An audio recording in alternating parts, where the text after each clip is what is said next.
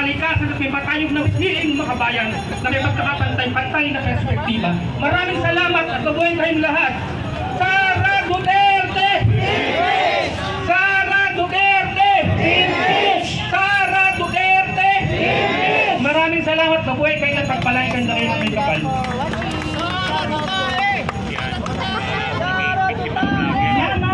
Mga kababayan, ayun naman ang susunod po na magsasalita ang vlogger ay si ng mga kulamot sa Senado.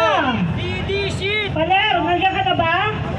Kung wala po si Paler, si AJ na lang muna. AJ, ikaw na, halika na dito.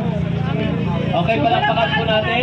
Kasama po natin si Sir AJ na magbibigay naman po ng mensahe tungkol po sa kung ano po ang ating gustong ipaabot sa sambayan ng Pilipino. Palakpakan po natin ulit.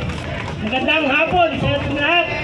At natutuwa ko, no, ang dami din natin dito. No? Ito yung isang pagkakaisa ng mga iba't ibang kulay sa politika. Dahil meron tayong common na objective. Ito ay ang ma-impeach si Sara Magnanakaw.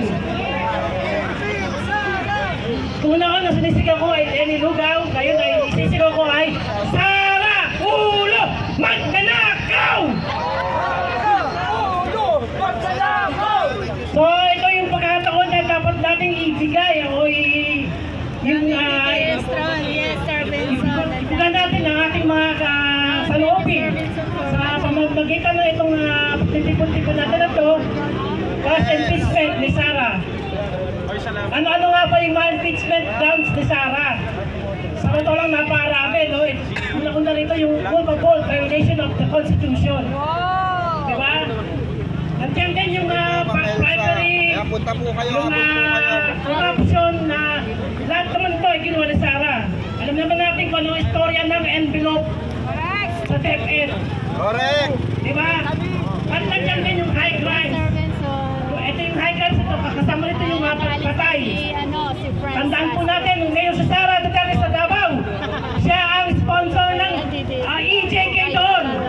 At kung matatandaan din po natin yung panahon na minura ni Baste, ang ating mahal na Pangulong Bongbong Marcos. At si Senator Marcos ay natanong kung anong paramdam niya na minura-mura ni Baste, ang ating mahal na Pangulong Bongbong Marcos. Ang tanging kasagutan ni Senay ay, ikaw pa naman malaman mo kung makukulong ang tatay mo kasama ang ate mo. Hindi ka ba naman maguguluhan at magkakatumoto? Ayan po, no? Maliwanag na alam ka ng lahat na kasama si Sara sa EJK o sa makukulong sa ICC. Ayun naman po, nagsasabi po natin ang ating panawagan, impeach Sara! Impeach Sara! Ayun lang po. Ayan, maraming salamat, sir. So, malinaw po ang mensahe. So, alam natin, di ba, bago tayo mag-proceed at tawagin yung ating mga kasamahan, klaro po yung goal natin dito, ipanawagan sa taong bayan at syempre sa ating mga mababatas na ma-impeach si Sara Duterte dahil meron siyang pananagutan sa taong bayan. Ang pagmustay ng confidential funds within, akala natin 19 days, naging 11 days, hanggang sa naging 7 days na lang dahil walang dalawang araw.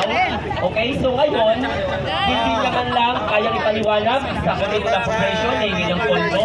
Tapos, siya pa yung may gana, mag-stress sa Presidente at magpa-mukhang kawawa. So ako, taga Mindanao ako, hindi ako natatakot na maglaban sa mga Duterte dahil alam ko na katama tayo. Same with me, taga Mindanao po ako. So, mga taga Mindanao pala yung MC ngayon. Oo. So ito po ay, syempre, bilang ordinaryong tao,